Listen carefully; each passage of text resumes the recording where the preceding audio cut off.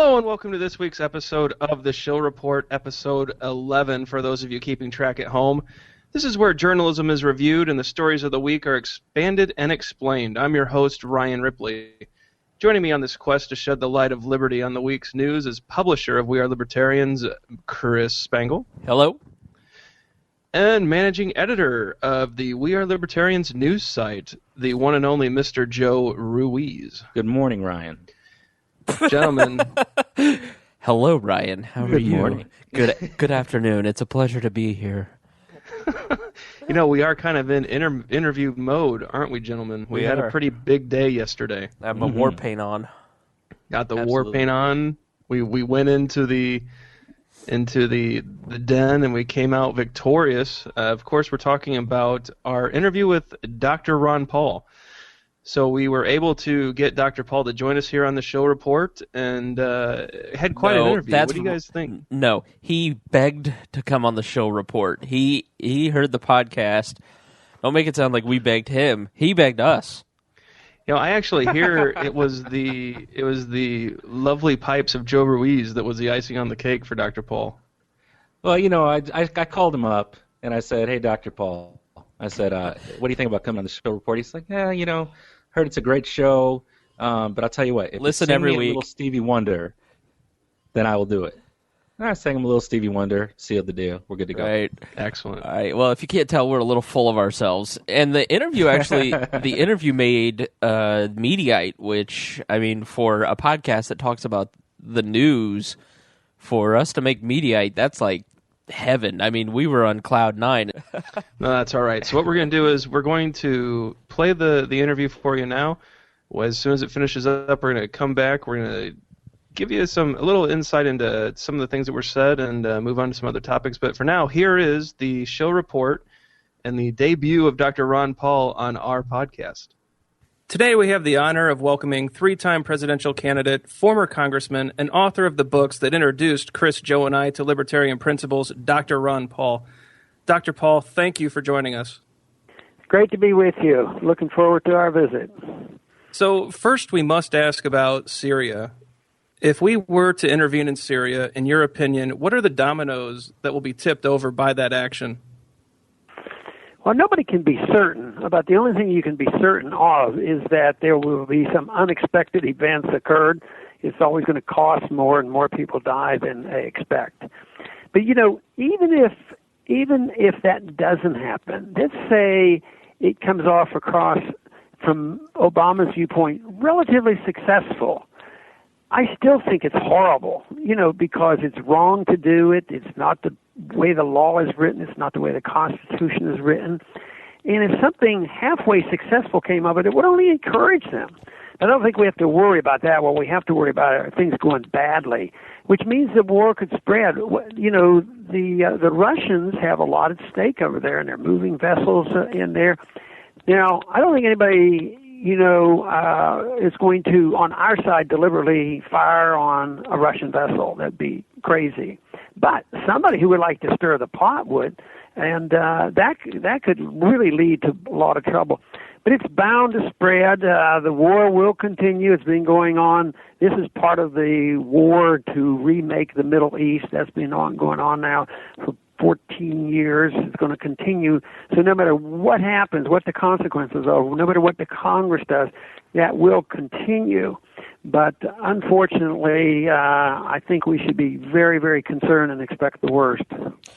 As you look through the media over the last couple of weeks as Syria has been debated, do you think the media and the American people have learned the lessons from the lead-up to Iraq and some of the propaganda that we experienced in the lead-up to Iraq? Do you see a difference now versus 10 years ago?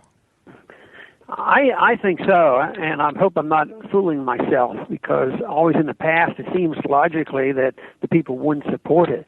But this has been going back all the way to World War I and II. The people didn't want it. The presidents got elected by saying, "I'll keep you out of war, keep you out of war," and then they always turn around and get the people into war. And the statistics were very much opposed, going into both Persian Gulf War and the Iraq War, and the war propagandists were able to turn it around. But I still think there's reason to be hopeful that the people are more alert now than ever before.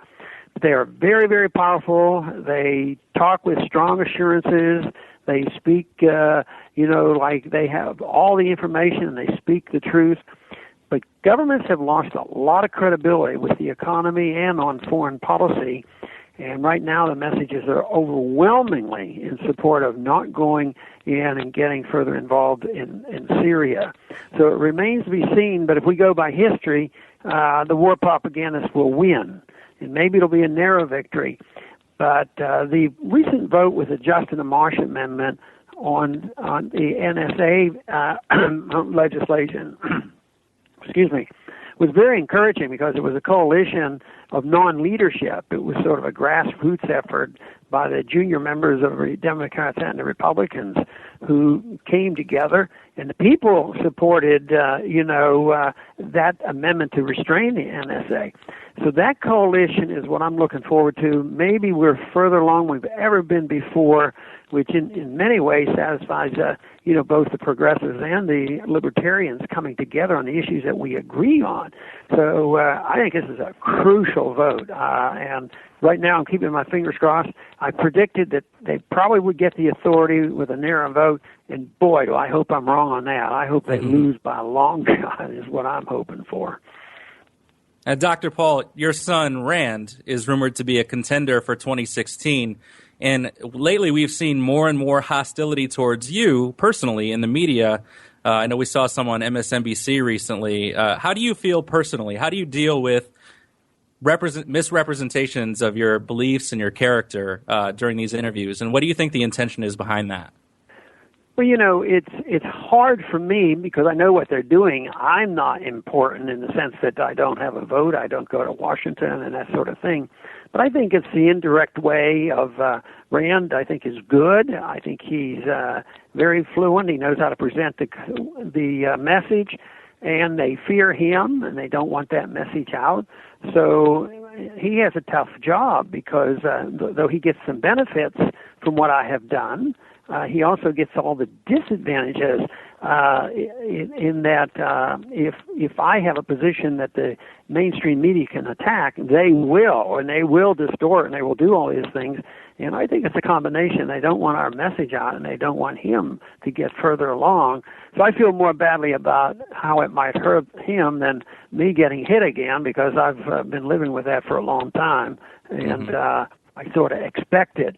But the only thing that can compensate for that is just get more people waking up. And, that little episode with MSNBC, I didn't like what happened, but afterwards I thought, and a lot of people close to me said, no, this is beneficial. A lot of people, were very willing to defend me and said it came out, quite well. But nevertheless, they're going to keep doing this. But I think there's a sentiment shifting. I think it's different than, say, the first time that happened to me in the campaign when Giuliani attacked me for being un-American, for suggesting we had a deeply flawed foreign policy, that I was unpatriotic and all that stuff. I think conditions have changed. I keep thinking if we win this vote, in many ways, it'll be vindication of the libertarian position of non-interventionism, and that's what I sure hope we can say after that vote next week. So, Dr. Paul, millennials especially are very receptive to the message that many in the mainstream media, as you mentioned, fear. And they're also interested in politics. Aside from contacting the representatives, what should they, and for that matter, the rest of us, be doing to move the cause of liberty forward? Well, it's going to depend on the individual. The most important thing is that each and every one of us, study the issues and understand them and know how to defend them, become knowledgeable about how the free market works and why monetary policy is important and why it's patriotic to stop these wars and that you're not un-American to, resist the government when they tell us that we have to do certain things. And understanding these issues and defending them as an individual, what you do after that is sort of up to the individual. And I was always told, and I believe that if you have information and you're well versed in things, people will come and ask you. And if they ask you sincerely about your opinion and you can give good answers, this is the way you change people's minds. I did that for a lot of years, and I usually went to college campuses and I'd get 5, 10, 20 people out to some small group and try to convert people over to the cause of liberty. Today, the audiences are bigger. There's more enthusiasm, and I think the whole generation of young people now are waking up, and they know the economy doesn't work. They don't like the violence of the wars. They like the whole idea of civil liberties. So I think conditions are so much better. But everybody can figure out what to do. There's no one thing. Not everybody should run for office, and not everybody should support candidates. But you can be teachers and writers and do work on the internet. You can spread a message, but I think the most important thing is to be knowledgeable and have the right tone with people, because you read a lot of harsh language on the internet and a lot of people on both sides, just sort of shouting at each other. That doesn't work. I think the only time it's important is if somebody respects your viewpoints and they come and ask you, then you're making progress. Now, Dr. Paul, you've been very active since your retirement. You have the Ron Paul Institute for Peace and Prosperity. You've got your homeschool curriculum, the television channel, the Ron Paul channel. What do you see as your goals and possibly your legacy in your post-congressional career? Well, I don't think in terms of legacy. I hope I have some influence in moving the direction of the country toward confidence in the ideas of liberty and self-reliance.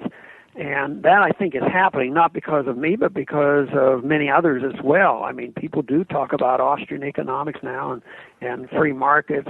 So I think that's the most important thing. But I think of myself more as trying to get people interested enough to read and study and become educated rather than being political. Even though I was in politics all that time, I took a different course in staying put, obeying the rules, follow the leadership, bide your time, become a chairman of a committee, something like that, which I had no interest in. And my idea was to speak to people outside of Washington to try to get them interested. And I think that's happening, but there's a lot. It's so different now than when I was in college. In the 50s, it was hard. If you questioned what was going on, it was hard to find any answers. You didn't have an internet. You had 3 TV stations. The professors all taught the same thing. And it took me a long time to find, the literature and the economists that I agreed with. Today, there are many, many teaching in the universities, and the internet is just a wonderful opportunity, and that's why I'm making use of it, both in the homeschooling curriculum, also in the Ron Paul channel, which is internet related. And I think the tools are available now, and this is why I think we've made the progress, not only because of our communication skills, but also the blatant failure of what they've been trying for 100 years. And I see the modern world, matter of fact, the whole world in terms of human history is very, very short compared to the billions of years that the universe has existed. So it's very, very short, and most of it's been introduction to the principles of liberty, but most of it's been war and killing. And I think that we could usher in a new age where people all of a sudden can use technology, to steer people away from the violence. But the big contest going on there now is the government going to succeed in taking over the internet and taking away all our privacy and all our freedom of speech. So it's up for grabs right now. But right now we're enjoying a lot of benefits from the communications revolution. Mm-hmm. So, Dr. Paul, as you mentioned, it's important to be knowledgeable about the issues. It's important to be able to articulate them correctly. And one particular area, that I believe you cover in your manifesto, and one that is very shocking to people, is the elimination of income tax. And that's one that many of us run into resistance on. I was wondering if you could give us the quick, pros and cons of such an approach. What would it take to truly remove this income tax that seems to be so ingrained in people, and how such an idea, not only, we all believe it is good, but how could that move forward and really make some serious positive change within our federal government? Well, you have to remember that it's not a technical adjustment. How do we raise money and keep doing the things that we're doing and get rid of the income tax and maybe have a flat tax or a sales tax or something like that. No, the tax problem, especially the income tax, is a reflection of what the people accept the role of government ought to be. So if your generation continues to believe that the role of government is to police the world, manage the economy, and tell people how to be safe so that they don't hurt themselves and tell you every little thing you can do in a nanny state. No, you have to have a huge government. It's going to grow. The liberty is going to be defeated. The wars are going to continue, and you can't get rid of the income tax. But the best example is we haven't had an income tax until this whole mess started. In 100 years, we got the Federal Reserve, we got the income tax, we had a change in our foreign policy, we ushered in the welfare state. But that's all coming to an end. Keynesianism is essentially dead. So if they look back, they ought to study the economics from the period of time of the 1870s up until World War I. It was the greatest growth period we ever had. It was the period of time when we had the best example of using the gold standard, and the economic growth was probably the best in the world ever, especially for us in this country, but it's been totally rejected. So, and we, even with the imperfections of the 18th and 19th century, we didn't have an income tax, until the 20th century. So, but if you want big government, you're going to have an income tax and a lot more, and that's what has to be rejected. They have to decide what the role of government ought to be. Mm-hmm. Well, Dr. Paul, we truly appreciate you spending your time with us this afternoon and the insights that you've provided to us. It truly is an honor to talk to you, sir. We're looking forward to seeing you September 10th at DePaul University here in Indiana. That should be a great event as well. Is there anything you'd like to add to this? Anything that you'd like to quickly note before we wrap up? Nothing special other than the fact that I do enjoy coming to the universities and I do enjoy meeting young people because a lot of them give me encouragement by just listening to them and knowing that they're interested. So I get a lot of credit, but the young people should get a lot of credit because without their enthusiasm, who knows, I could become discouraged. I wouldn't want to do that. No, not at all, sir. We truly do appreciate your time, and we cannot thank you enough for joining us, Dr. Paul. Good to be with you. So, guys, quite an interview. It's always fun being able to talk to your heroes, and I'm certain that Ron Paul is definitely one of those people for the three of us. I know that we all came to the Libertarian Party from different routes. Chris was a Republican. Joe and I came from the Democratic Party. But I think what brought us all to this side of the political spectrum was, Dr. Paul's manifesto that, he wrote down just those wonderful thoughts, brought it together in a great book, and really brought, diverse people together. And a lot of that ability to bring diverse groups of people together really was present throughout that interview. Just a lot of the information he gave us, especially the part about being knowledgeable about the topics and how that is just so critically important. The ability to defend your ideas, the ability to articulate them without shouting each other down. Just the ability to change not only the minds of people but also the hearts is what I took away from that interview. It's really just a great follow-up to just the books that I've read on Dr. Paul and all of the things that we've seen online. And I just came away just feeling like, all right, what you see is what you get with him, and just could not be happier about having the privilege to speak with him. And what was your big takeaway from the interview, Joe? I love the way that he answered the questions. There were some questions we kind of knew ahead of time what we were going to be asking, and I had an idea in my head of how he was going to answer because I've listened to several Ron Paul interviews in my time, and I just had a pretty good idea of where he was going to go. But I think he even took that and he added some additional insight that I didn't expect, particularly as far as being relevant to the Shill report. Some of his commentary on the media, which is ultimately what made Mediaite yesterday. I thought that was really impressive, that he was willing to be so open and honest and at the same time so optimistic. Whereas, we might have seen that clip and said, man, that was really bad, and we'll talk about that more in a minute. Yeah, I think when he talked about it, it was optimistic. Yeah, the part about Rand Paul and, Rand inheriting some of the good and the bad, that's not something I've heard him talk about before, and it's, he probably has, but I haven't heard it. I thought that was fairly interesting to hear that kind of, hey, I feel bad for my son that they're using me as a tool to bludgeon him, and I thought that was an interesting part of the interview. Off air. Definitely. Yeah, off air, he was so nice. I mean, he just was very gracious, very cordial. I've never talked to him before, so it was nice to get to chat a little bit off air. So he called in. Just are we to have an interview? Who am I talking to? So I mean, he's such a pro. He just was really, really nice off the air and humble too. So, and he doesn't have to be, certainly not with this group.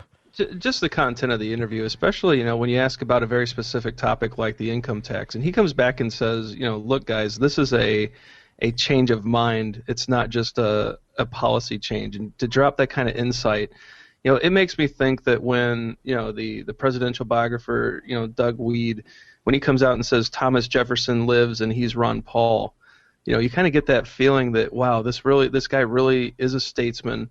The way that he handles the questions and the answers that he gives are just are that kind of level, and it just makes you think, first of all, it was a great privilege to talk to him, but it was also an honor to have him serve in Congress and to be one of the few, modern day statesmen that we so desperately need. And just couldn't be thrilled enough. I think we were all on cloud nine last night. We were all texting back and forth with each other late into the night, just on what a joy it was to talk to one of the top libertarian thinkers, and just, I hope that all of our listeners enjoyed that quite a bit. Yeah, we were all on cloud nine until Maya beat us down into submission and said, "You are not as cool as you think you are." Sometimes we need that. That's why you need Maya around. Maya says, "Listen here, buddy. You think you're so awesome." So yeah.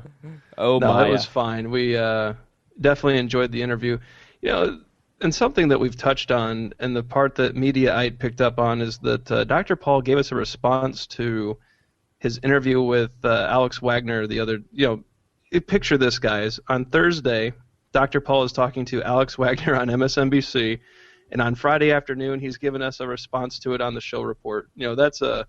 That's pretty mind-blowing, but he had a pretty rough interview with Alex Wagner. We're going to play the clip where it really got pretty explosive, and then get some thoughts on that and relate it back to our interview. So here's the clip between Dr. Ron Paul and Alex Wagner from Thursday on MSNBC's Now with Alex. Dr. Paul, you talk a lot about liberty and broad coalitions, and I think one of the most hopeful signs for the GOP is the broad coalition that you were able to put together in the last presidential race. Young people, old people, middle-aged people, which is really an outlier within the current state of the Republican Party. But with your emphasis on liberty, I have to ask you about some of the folks that are in your coalition. And this weekend, you're going to be giving an address at the Fatima Center, at a conference in Canada for the Fatima Center, which has been called a hardcore anti-Semite group. Is this something that you would reconsider doing? No. Even as a Catholic. Go ahead. I even talk to Republicans, and they disagree with everything I say. When I'm on a Republican stage and I say we should have a foreign policy of the golden rule, they boo me. I'm trying to convert people. But I'm going to a conservative Catholic group that is pro-peace and want to hear my foreign policy and my take on economy. If I go only, I wouldn't be on this station if I had to have a litmus test. I mean, you have an opinion, disagree with mine, station, so I'm on Dr. your Paul, station. Why can't I go there? And we appreciate you coming on this station, but at the same time, this station is not advocating, as the Fatima Center has, to the duty incumbent upon Catholics of combating valiantly for the integral rights of Christ the King and opposing Jewish naturalism and preaching about Satan's plans against the church, among which include the granting of full citizenship to the Jews. Is your appearance at an event like this not some kind of endorsement of... Okay, what I would say is, yes, there are disagreements within the Catholic Church, and they're debating it's theological. I have nothing to do with that. I'm not even going to pretend I know anything about that. Sounds to me like you have me on here to bash Catholics. I was raised Catholic, so that's the last thing I want to do. Yeah, well, you ought to be more courteous to them and give them a break. I mean, why can't we have discussions with people that might have a difference? And I've put up with a lot of this in the last 40 years because not too many people agreed. But why I'm excited is the country is coming toward the way of peace and this coalition of libertarians and progressives. We've had too much war, too much spending, too much Federal Reserve printing of money. And that's what's important for you to bring this stuff up about the infractions of some group that I have no idea what their theology is all about. I don't even have any idea why you do things like that. Well, that because Dr. Paul, astounds me. There have been a lot of folks that have been involved with your campaign, supporters. There have been newsletters that have been accredited to you that have strong anti-Semitic, racist undertones. And I think the American public is curious about how you endorse or do not endorse or deny involvement with any of that. And that's why it's a relevant line of questioning. At the same time... So I've had that. The first month after I was elected in 1976, I had a picture in a magazine. Here I was practicing physician for all those years, and I run for office. I had no expectation of winning. I win. I'm totally innocent. The first month, they put my picture in a magazine with a swastika.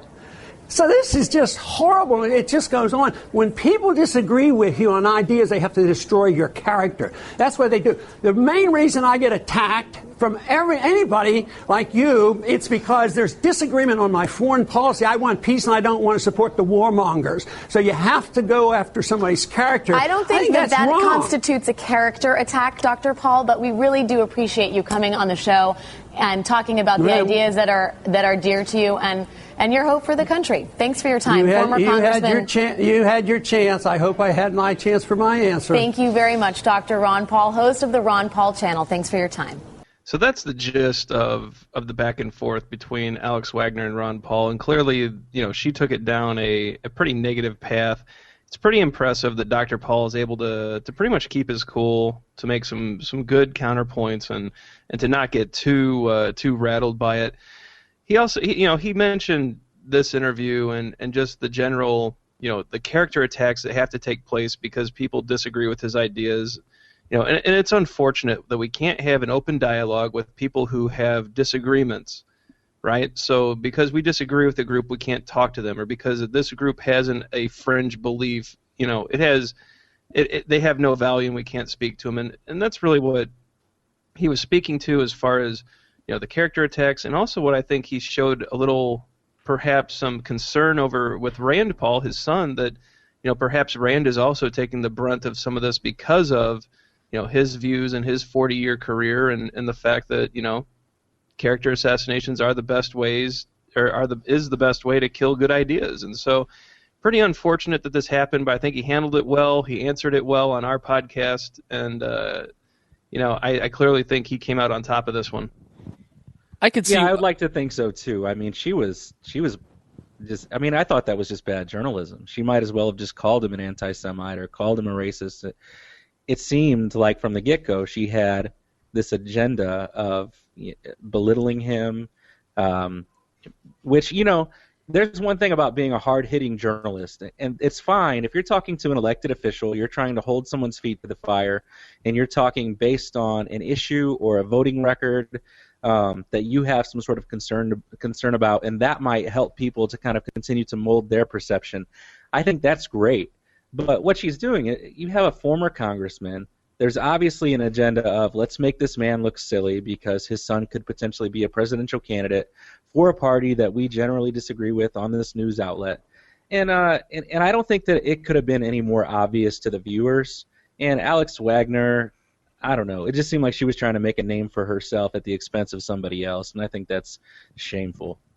It's clear that you look at the lower third, and it said father of the fringe. So you knew immediately what the point of the interview was going to be. I thought she gave him a tough interview, and it was unfair because she was asking questions that were uninformed.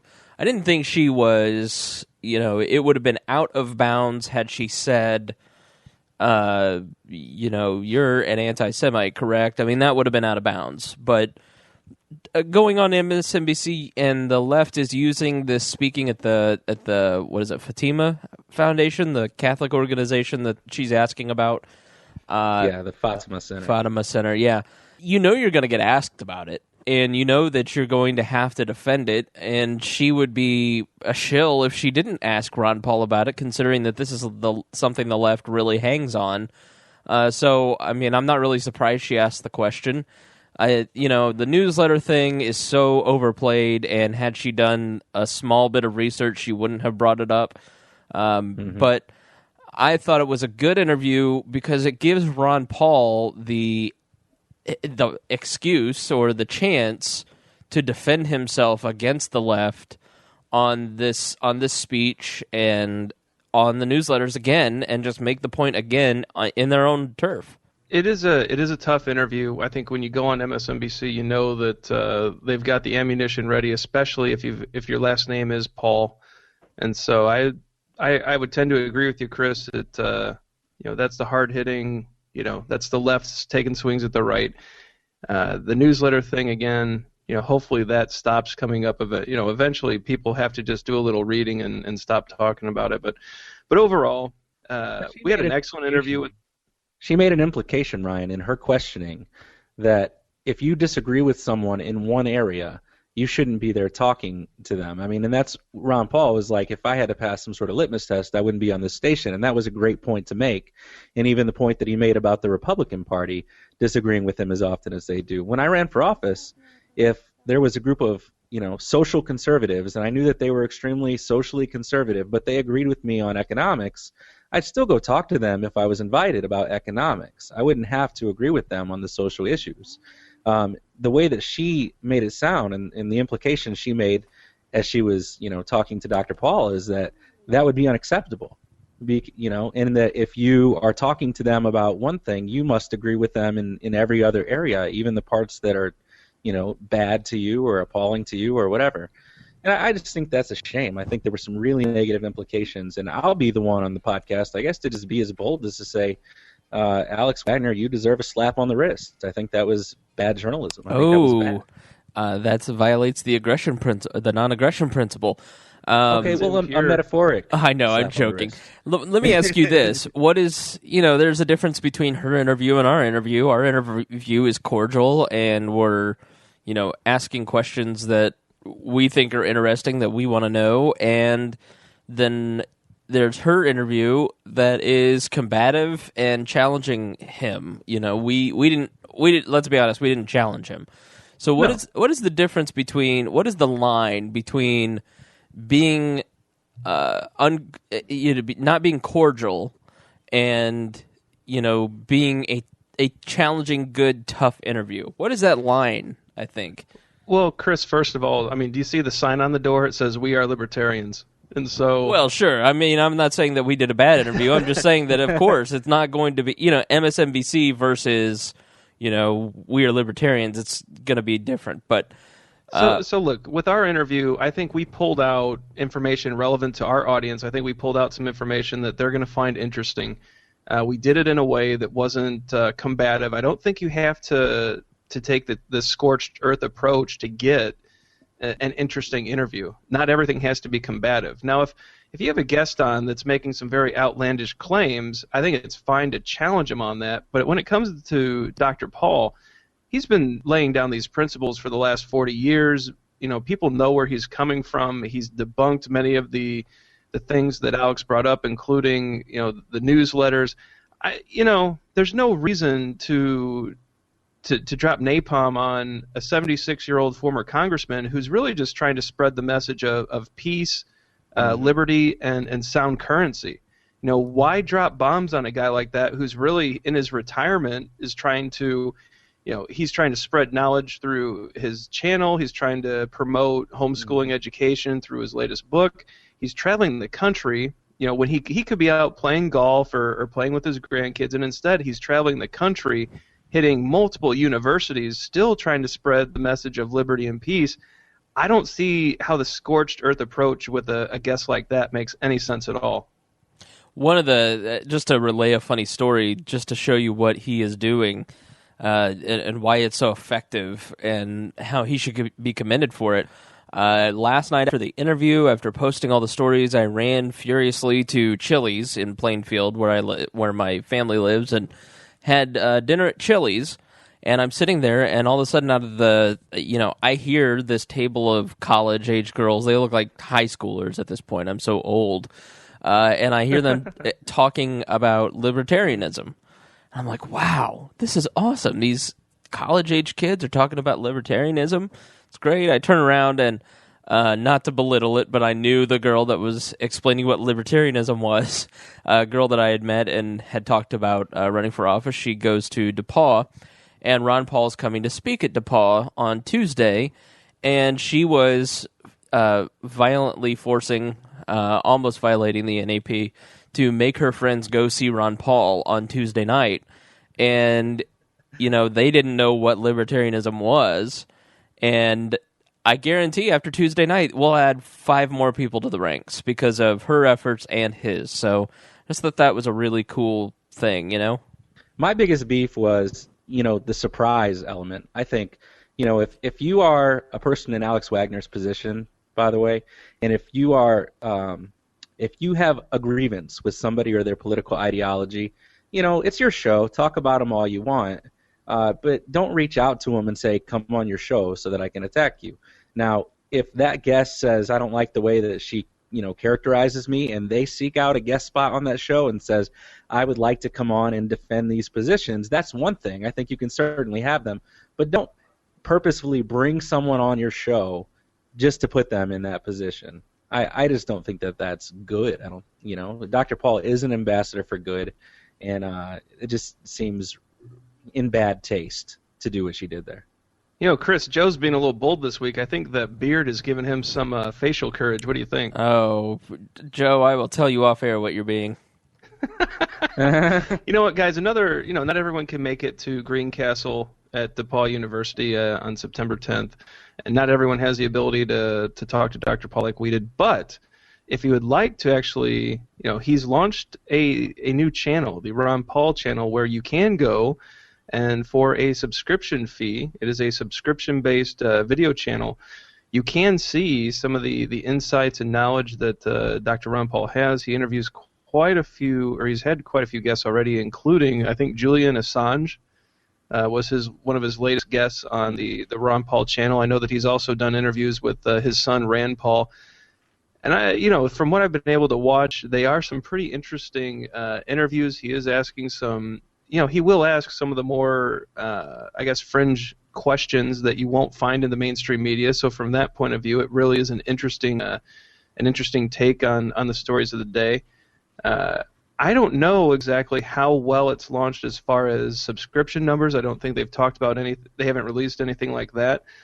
But it is a good way, if you really want to see and actually hear Ron Paul's position on a wide variety of libertarian-based issues and also the libertarian take on many of the stories of the day, it is a great way to get up to speed with what he's thinking. I don't know, have you guys been able to dig into the Ron Paul channel yet, and any thoughts initially on that?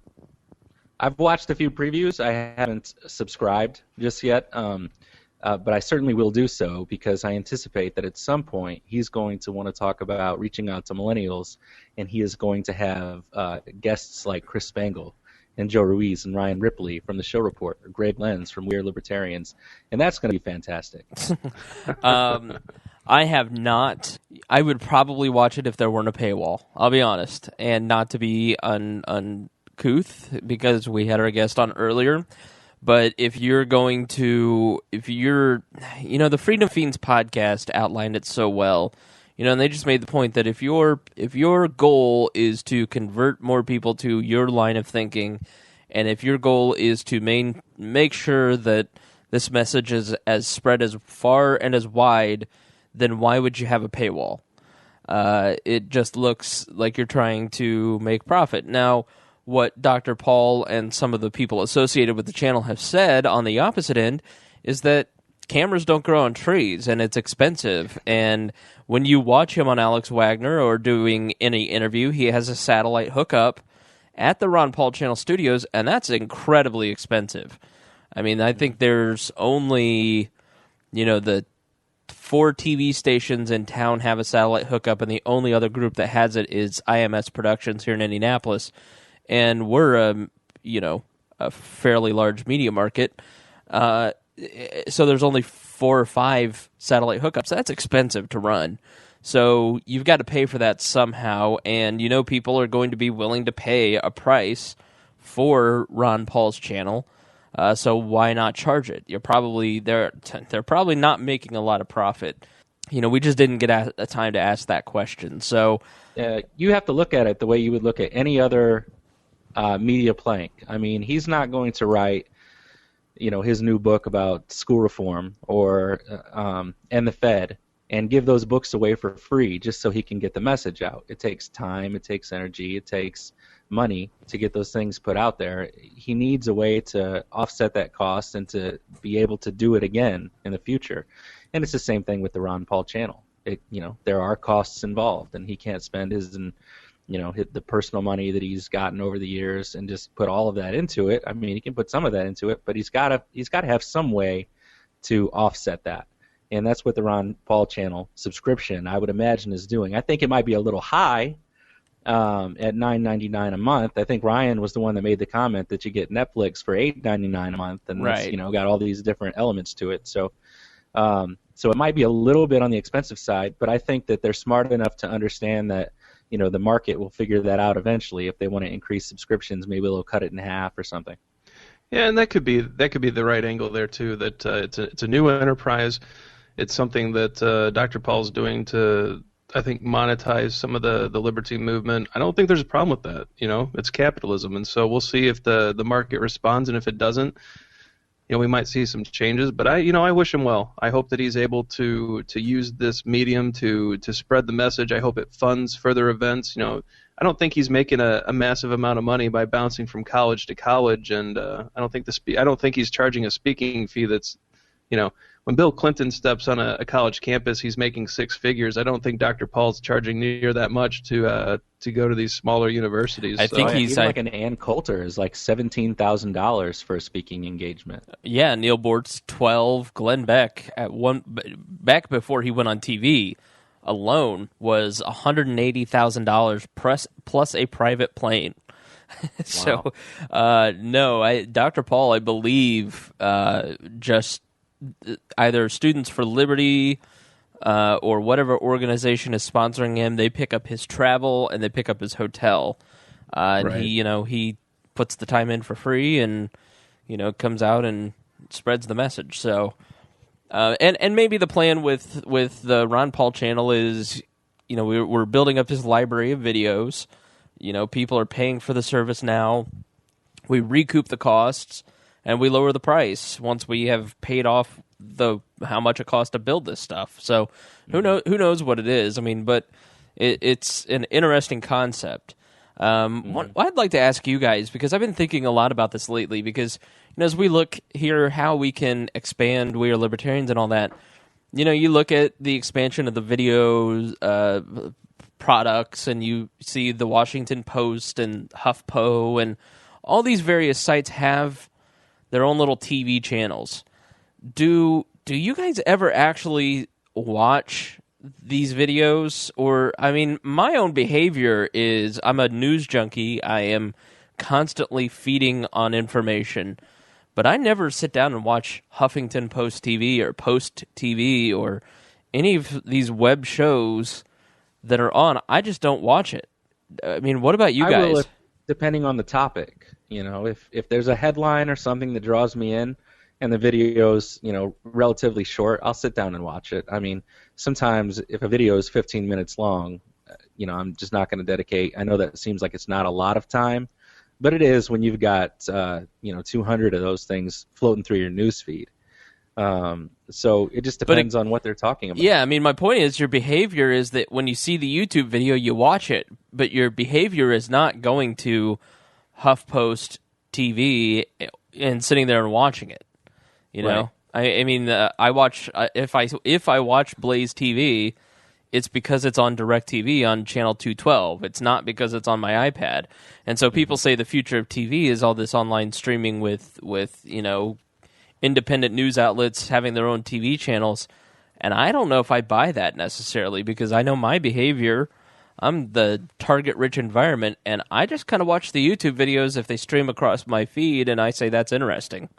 Mm-hmm. Yeah, the only time that I'll actually watch a video like that, Reason.tv will sometimes put up a funny video. I think Tap It was the last one that I watched, where it was a spoof on tapping cell phones. And so when there's something that a lot of people are linking to and tweeting out or putting on Facebook, I think that's the only time that I'll really go out and watch any of those, HuffPost.tv or Reason.tv or those channels. I don't think those are the future. I do think that devices like, sponsorship opportunity right here for Roku or Apple TV, but those kind of devices, and then the smart TVs as well, I think those are the wave of the future. I think that an antenna to pick up HD channels, and then subscribing to Netflix or the Ron Paul channel or one of those kind of I think that is where things are going towards. So maybe these are just early movers. Maybe Blaze, the Blaze channel, and maybe Ron Paul's channel, and some of these others that you see on subscription based. Maybe they're the early mover. Maybe they're a few years ahead of the curve, and maybe that's where it's going. I'm not quite convinced. I'm still a little skeptical like Chris, but I have moved in the direction of streaming TV as being how we consume in my home media and television, and I think that is growing. It's going to be telling to see if people will actually in mass numbers subscribe to a specific news channel. I will say this.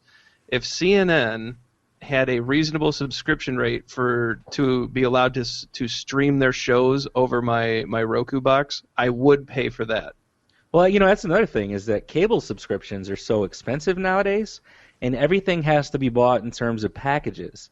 If my wife and I could subscribe to Comcast and we could get HGTV and 5 other channels and only pay for those channels because those are the channels we watch, then I think that would be, acceptable. But to pay $110, $120 a month for 600 channels when you only watch like 5 of them regularly is crazy. So at least with the streaming video, you do have the aspect of you're paying for what you want to see. And that's definitely a plus. You couldn't have a la carte on cable, because the way that it works is every time you subscribe, a certain portion of that cost goes to the channel. So the cost of cable and satellite is not, the bulk of the cost is not the operation of the cable or of Comcast cut. They make a profit off of it. They're just the carriers. And so, ESPN gets $5, CNN gets $1, the Blaze TV will get 14 cents. Al Jazeera America will get 10 cents. And so for every subscriber, they get a certain portion of income. The problem with a la carte is that it probably would be $20 to get something like a small independent TV channel like the Blaze. Most people would pay for, your basic. So what they're kind of doing is they're already giving you that basic package. And then if you want more channels, you're going to pay for more channels because you're paying for more service. So that's but I think that might be a flawed business model. I get that you're essentially getting a discount, but maybe people want to cut through the clutter. Yeah, but basically what they want. But what I'm saying is, what you do is you would kill. On the face of it, people want ESPN. They want that specialty programming, but do they necessarily know that they want AMC? And those... Chris, I think you're talking subsidies here, and I'm going to throw down the Impure card if you don't get off that line. No, it's not subsidies, because you're paying for a service. You're paying for a cost. You don't know that you want AMC. The carriage costs means that... I know I want AMC. The Walking Dead's incredible. But could The Walking Dead ever have been created if it was an a la carte system? Yeah, that's my point. It's an interesting I don't know point if about. I would say, there's got to be more competition in terms of that. It's an interesting point about how the media gets bundled up. It's we'll see in the future. I think streaming TV, especially, and then channels like the Blaze, these media channels like the Ron Paul channel, and all of these that are popping up. I think it offers an interesting possibility for competition with traditional cable carriers. I think it's going to create the incentive for these other media outlets to find innovative ways to compete. That's what we love, guys. It's the free market system. We'll see if Comcast and Time Warner and all these other cable companies are going to have to change their thinking, or, I will say this. I think at one point newspapers were not afraid of the internet, and they really thought that print media like that would live through this fad with what we call the interwebs. And now, guys, I rarely, if ever, read a paper, a physical newspaper. I mean, I steal Chris's feeds from 1,000 different news sites. I flip through them on an iPad app, and within 20 minutes, I've read the news or the biggest stories from 80 different countries. And to think that back in 1995, the Washington Post wasn't worried about the internet. I see a parallel there where maybe Comcast or Time Warner, they're not so worried about streaming TV right now, but I think it's a train coming down the track. So definitely interesting, and hopefully we get to see some big changes in the media setup, and I would love to see more options, more outlets, and more opportunity. Speaking of, if you want to get those feeds that I shared with Ryan, go to chrisspangle.com, chris-spangle.com. And you can grab those feeds. So, first post there. There you go. So, Jay Carney did not hold a press conference this week. So, what we're doing is we are going to play again, I think, Spangle's favorite game, Beat the Tweet. Are you guys ready for this? Yeah, I might win one. All right. So, if you remember from last time, I'm going to read a tweet from someone out there in the Twitterverse. I'm going to give you 3 options of who tweeted it out. You guys got to guess, and we'll see if Chris can maintain his dominance on this game. So first tweet. Are you gentlemen ready? Let's go. Here we go. It's about time someone put together a meme of Gandalf shouting at the Syria resolution, "You shall not pass!" Was this tweeted out by Sir Ian McKellen, Justin Amash, or Jason Segel? Jason Segel. And I'm guessing that because in the movie Forgetting Sarah Marshall, within the first 5 minutes, he was doing this montage in his apartment, and he was wearing a Gandalf costume with a staff, and he was saying, "You shall not pass," and driving the staff into his living room carpet. I think he even had like a nice white beard going too, so you are correct. So I'm right, going Justin Amash. You're going with Amash? Why do you think that's an Amash quote? I don't think the other two would say anything political. So you're just going purely on he's the only politician there instead of the 2 people that have actually said that line in various forms of media. Exactly right. You're a little obvious with this one, Ryan.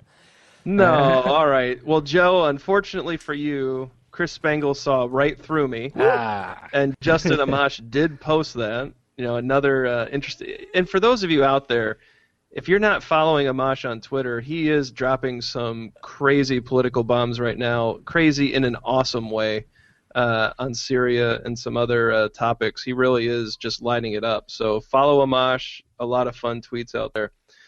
Tweet number 2. Joe, time to redeem yourself. Here we go. All right.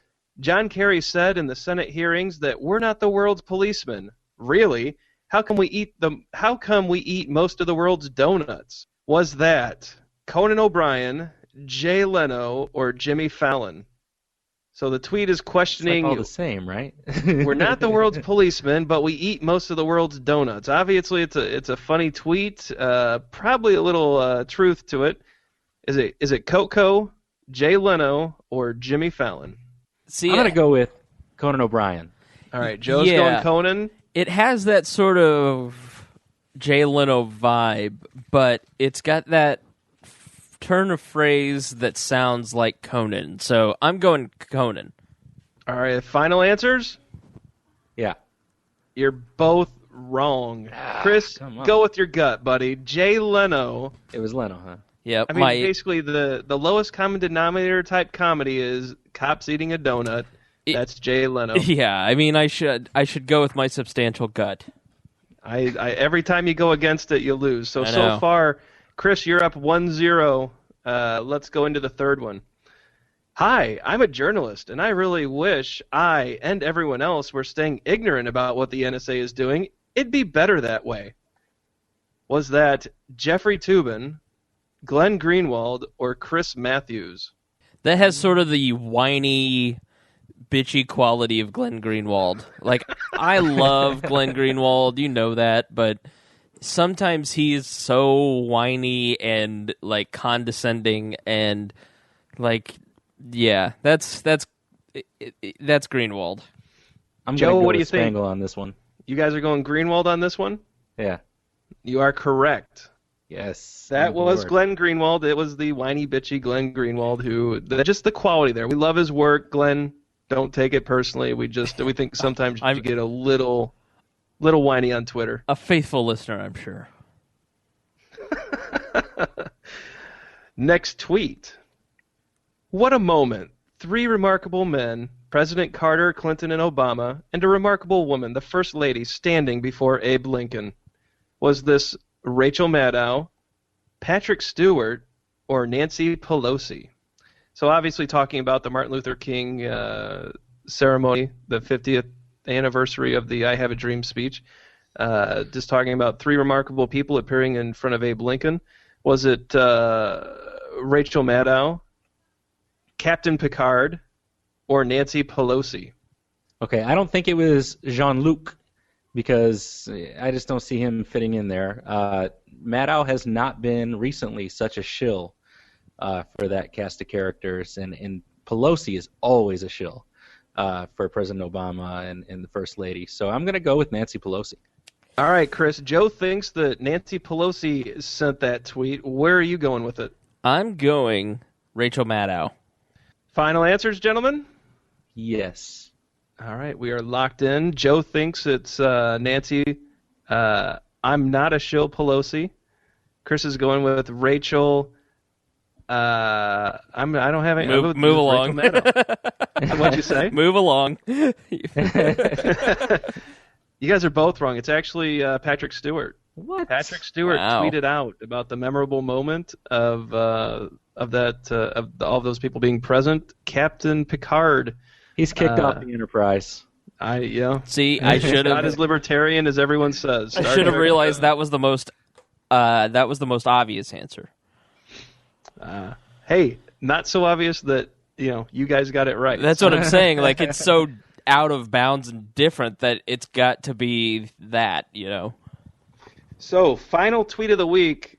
Chris, you need this one to catch Joe. We'll end in a tie if you can get this right. Here we go. Boots on the ground or not. Let's not forget about sandals, pumps, and loafers. # footwear. Obviously talking about Syria. Was this Sarah Jessica Parker, Kenneth Cole, or Kim Kardashian? Joe, this should be right up your alley. Pop culture all the way. Which way you going, buddy? Sarah Jessica Parker is kind of a fashionista. Kim Kardashian's stupid enough to say something like that, but there was some Kenneth Cole controversy this week that I didn't really pay attention to. Oh, It's you a should be tough more one. informed on the It is news, a Joe. tough- I should be more informed on the news, you'd think. That way you would be a monster at Beat the Tweet. Seal the You know win, what? Joe. I just played a game of eeny, meeny, miny, mo in my head with those 3 names, and I think I landed on Sarah Jessica Parker, so we're going to go with that. Chris, what do you think? Who would say such a ridiculous thing and use the footwear hashtag? Kenneth Cole. Spangle goes Kenneth Cole, and Spangle, you have caught Joe Ruiz. We are in a 2-2 tie.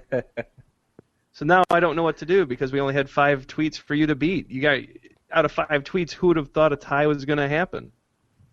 You always do a tiebreaker next I week. am, as the publisher of We Are Libertarians, declaring that last question worth 2 points, and I win. Whoa! By a twist Executive of rules power. and Yes. slight dictatorship, Chris Spangle has declared himself the winner. I say we go with it. Yes, and I okay. scored a hole-in-one on every single one of the 18 holes I played in golf last week. I just work here. Guys, we are in let's go a tie this week. I think we had a great interview with Ron Paul. We had a really good follow-up. Let's go with a tie. I think that's the right outcome for this week. And you know what? We should also mention, too, and is it cool if I make this announcement now, Ryan? Oh, yeah, knock it out. Yeah, all right. So as great as it was to have the interview with Dr. Paul this week, we hope at the Shill Report to continue to bring you some of the big names in the liberty movement. And next Saturday, when we do the show, we are scheduled to do an interview with Jeffrey Tucker. He is the executive editor at Laissez-Faire Books, also worked for the Mises Institute, authors of books such as Bourbon for Breakfast and It's a Jetsons World. The guy is just fantastic, and we're very lucky to have him on the show next week. Excited to talk to him. Yeah, it's great work there, Joe. Joe has secured us yet another interview, and really looking forward to it. Guys, that's the news of the week. If you would like to leave us a message, you want to talk to the crew of the Shill Report, check out the We Are Libertarians Facebook page or the Twitter account. Use the Shill Report hashtag so that we can see your messages. Find out what we left out of this episode on page 2 of the Shill Report, available on wearelibertarians.com. Listen in on iTunes or wall-radio.com to hear past episodes of this excellent podcast. The Shill Report also plays on indianatalks.com. And remember, folks, when the media breaks the news, the Shill Report is here to fix it. Have a good one, everybody.